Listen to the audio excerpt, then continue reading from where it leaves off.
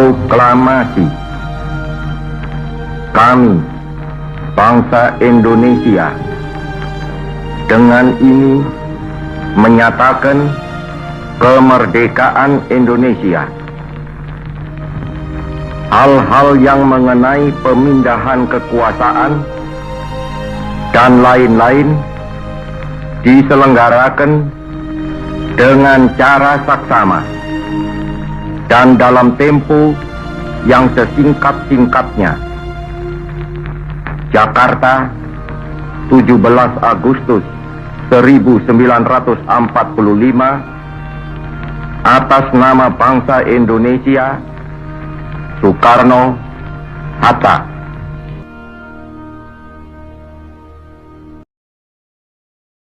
Halo teman-teman semuanya, setelah tadi kita menyimak, mendengar, dan melihat video proklamasi, penasaran nggak sih gimana perjalanan Indonesia dari masa kemerdekaan hingga masa reformasi? Nah, kali ini kelompok 12 literasi ICT dan media pembelajaran IPS akan membahas secara singkat terkait perjalanan Indonesia dari masa kemerdekaan hingga masa reformasi. Penasaran kan? Yuk, simak terus videonya.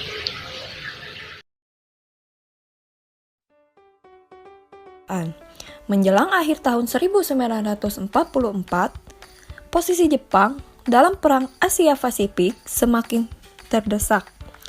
Pada tanggal 7 September 1944, Perdana Menteri Jenderal Kuniaki Koiso menjanjikan kemerdekaan Indonesia. Untuk merealisasikan janjinya, Jepang membentuk Badan Persiapan Kemerdekaan Indonesia atau yang dapat kita sebut BPUPKI dan Panitia Persiapan Kemerdekaan Indonesia atau yang disebut PPKI.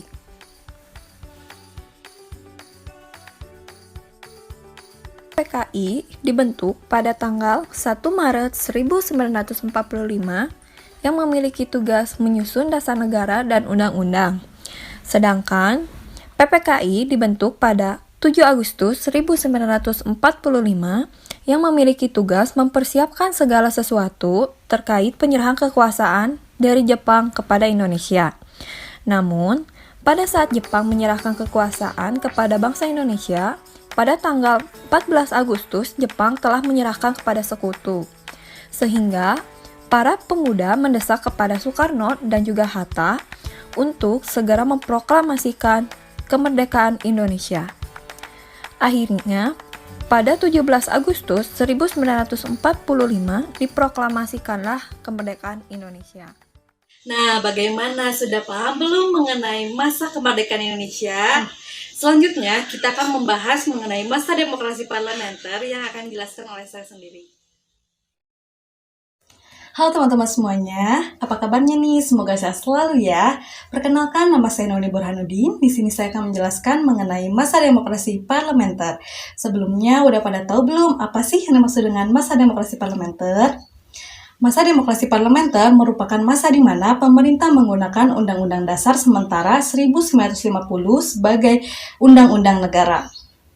Masa demokrasi parlementer ini juga sering disebut sebagai demokrasi liberal karena pada saat itu sistem politik dan sistem ekonominya menggunakan prinsip-prinsip liberal.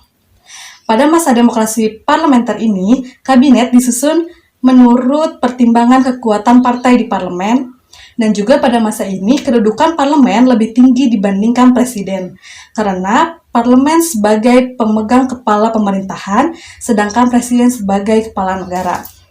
Sistem kabinet pada masa ini menggunakan zakon kabinet di mana para menteri dipilih berdasarkan pada bidang ahlinya, bukan pada partainya. Terdapat 7 kabinet yang menjabat pada masa ini. Yang pertama, Kabinet Nasir. Yang kedua, Kabinet Sukirman dan Suwirjo.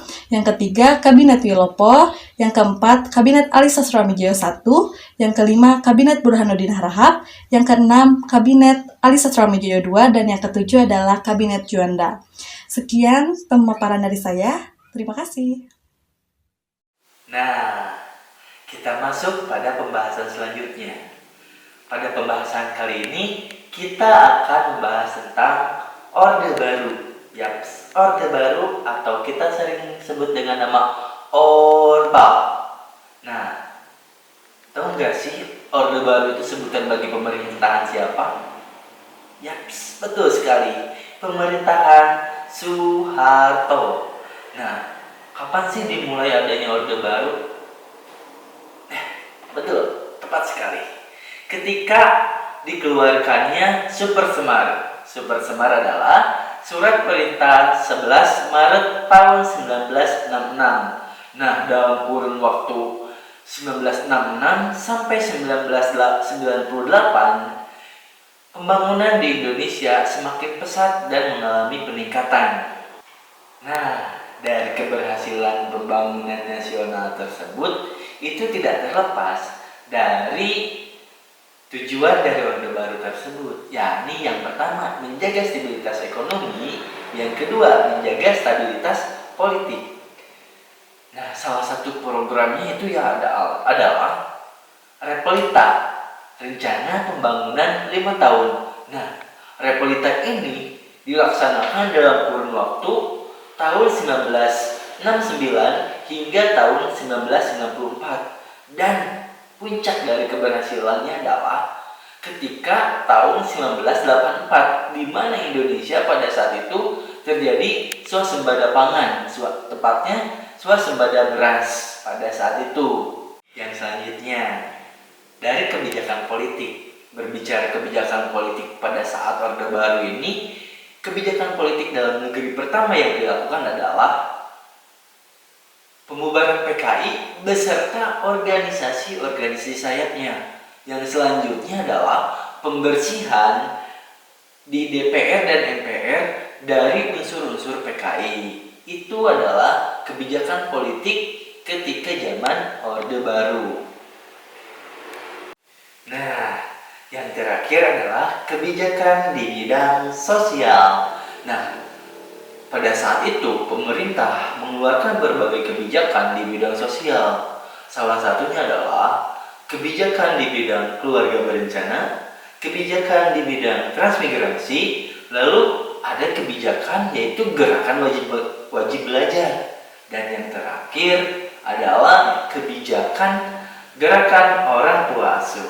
Nah, itu adalah berbagai kebijakan dari zaman Orde Baru, dimulai dari kebijakan ekonomi dengan repelitanya, kebijakan politik dengan penumpasan PKI, dan ditutup dengan kebijakan sosial dengan kebijakan-kebijakan yang sudah saya sebutkan tadi.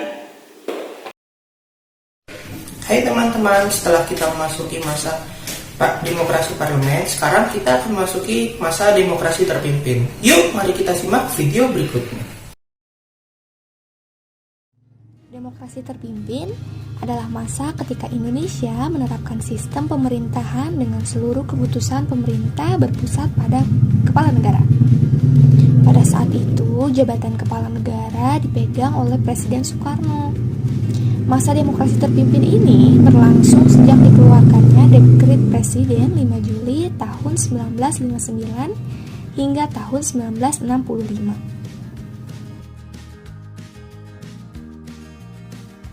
Demokrasi terpimpin ini berakhir karena gencarnya aktivitas politik internasional Indonesia yang seakan menutupi dinamika dalam negeri. Di Jakarta sendiri, terdapat 3 poros, yakni PKI, TNI, dan juga Soekarno yang semakin kuat memberikan pengaruh satu sama lain. Posisi PKI semakin kuat sebagai pemberi dukungan politik Soekarno. Salah satunya adalah Angkatan Kelima, dengan mempersenjatai buruh tani sebagai bentuk bantuan atas panggilan Revolusi Soekarno.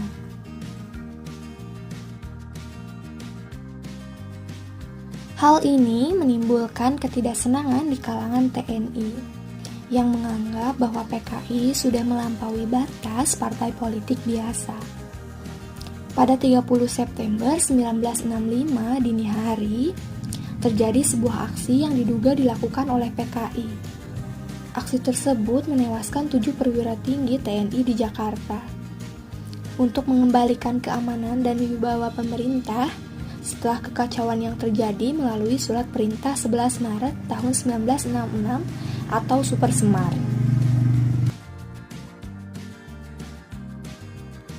Kamis, 20 Februari 1967, Presiden Soekarno memindahkan kekuasaan tertinggi pada pengemban TAP MPRS nomor 9 MPRS 1966 kepada Soeharto. Dengan ini, masa demokrasi terpimpin kemudian berakhir dan dipimpin oleh Soeharto. Indonesia kemudian memasuki masa Orde Baru.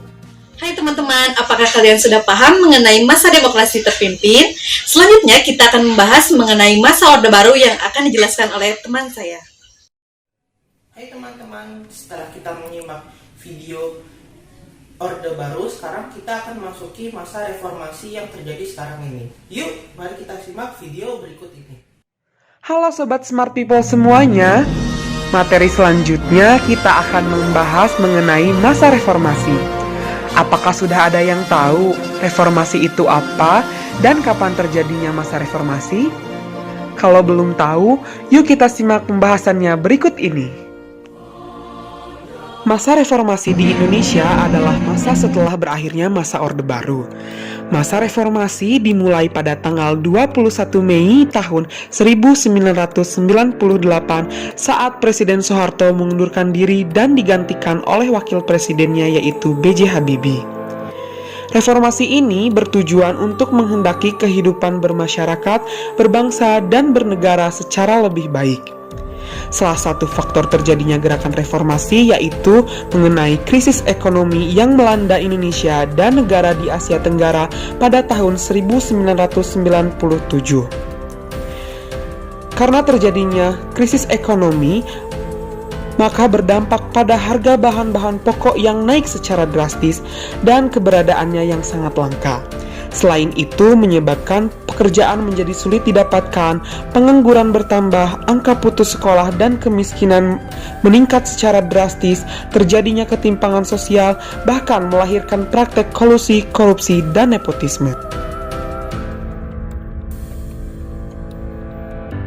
Gerakan reformasi yang dipelopori mahasiswa ini mencuat pada tahun 1998. Gerakan reformasi tersebut sebagai puncak ketidakpuasan dan kekecewaan mahasiswa serta masyarakat terhadap pemerintah. Selanjutnya, ciri pokok masa reformasi yang pertama yaitu pengangkatan Habibie menjadi presiden.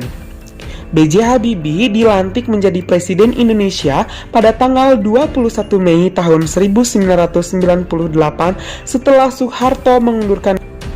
Ciri pokok yang kedua yaitu kebebasan berpendapat. Tidak seperti pada zaman Orde Baru, kebebasan berpendapat pada masa pemerintahan Presiden Habibie mendapatkan dukungan dari pemerintah. Nah, dari penjelasan sebelumnya, kita bisa mengetahui Indonesia ketika masa kemerdekaan hingga Indonesia ketika masa reformasi. Semoga apa yang kami sampaikan dapat bermanfaat untuk kalian. Billahi taufiq wal hidayah. Wassalamualaikum warahmatullahi wabarakatuh.